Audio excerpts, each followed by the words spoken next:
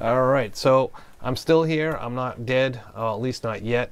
I have not given up on repairs. I'm still here. I still do a few jobs, little jobs here and there right now. This has been a very busy year for me. I've had family come to visit me over the summertime. I've had work increase at my normal job, and I've been battling some medical issues that requires me to go run around to different doctors and get different testing done.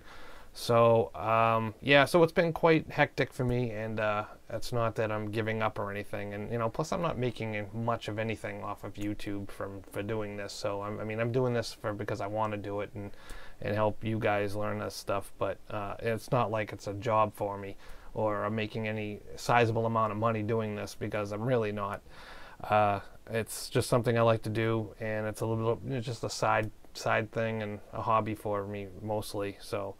Yeah, I do plan on having some repairs come out. There just may be a little bit here and there for a little while until my medical stuff calms down and my normal job calms down a bit too. I may try to put out little short videos on maybe some help on troubleshooting electronics. Like I said, I don't have a ton of repairs coming in because number one, I get tons of emails of you guys wanting me to repair your amplifiers, and listen, I can't do everybody's amplifier, especially if I don't have schematic or service manuals for them. It's just not worth my time, because I could sit there for hours trying to figure out something that's not worth the time or the money to put into. And if I have the schematic, it just makes it that much easier for me to go through the amplifier and find the problem relatively quickly, instead of scratching my head for hours on time and not getting really compensated much for it. Because some of these amplifiers are, they're not worth a lot of money. But some of these old, like Alpines and stuff like that, I love working on the Alpine stuff, the older Alpines, the old Class A/B amplifiers. I have a lot of the service manuals for some of the older stuff, and the parts are easy to acquire.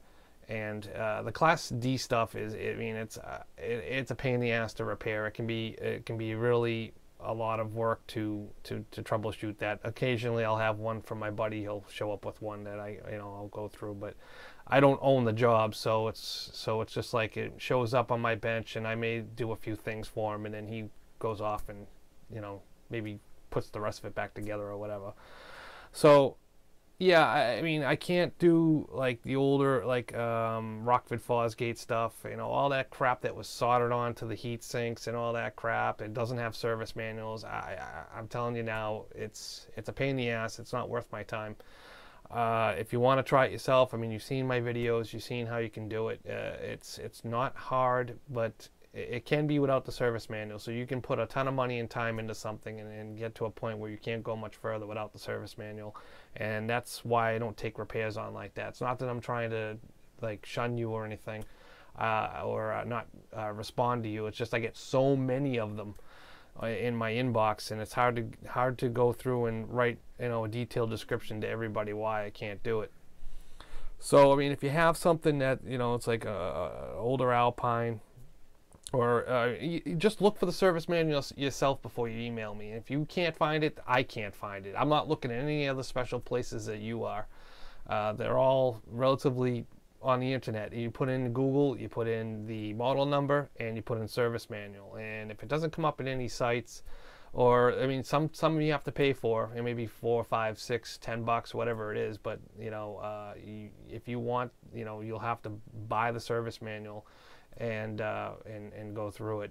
And I won't, like I said, I'm not taking any jobs without service manuals, because like I just said, of all that, for all the reasons I just said, it's just way too much time.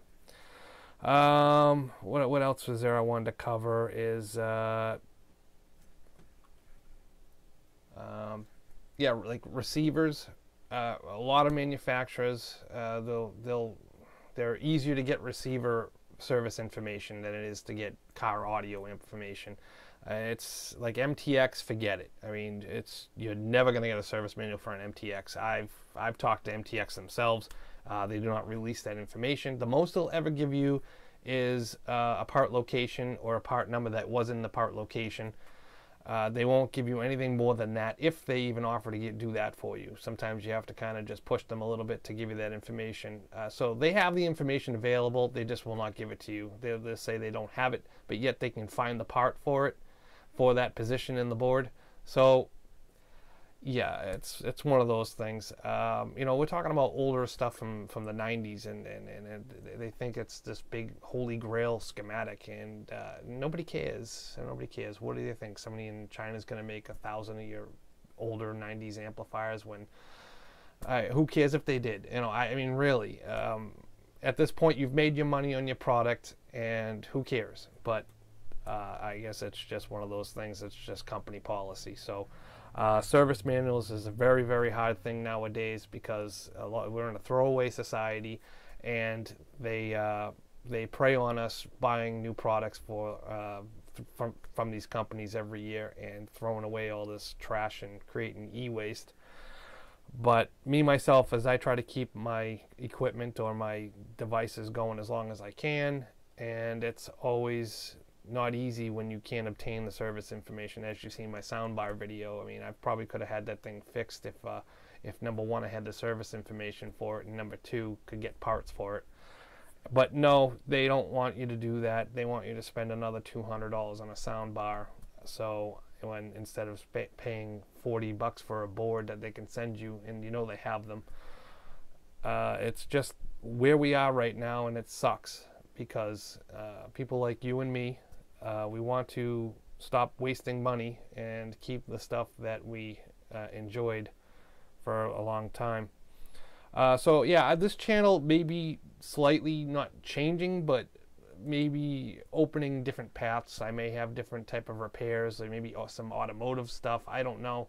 I'm just been thinking about different things to try and fill in the gaps a bit. Because there's a couple of things that come up in my life that I'm like, oh, I should make a video of this, and I don't do it when I probably should. So if you guys want to see more broader material, drop a comment below, see if that's something of interest to you other than just electronics, because I'd be willing to make a few other videos. I've done them in the past, but yeah, it's just tough to sit down at this bench and allocate time to make videos on just one specific thing. It's if you see my channel, it's not growing very, very, very fast because it's a very tailored channel to amplifier electronics or ham radio or anything like that. So to get more people involved, or more people that would like to see the material, that may motivate me more to do more videos.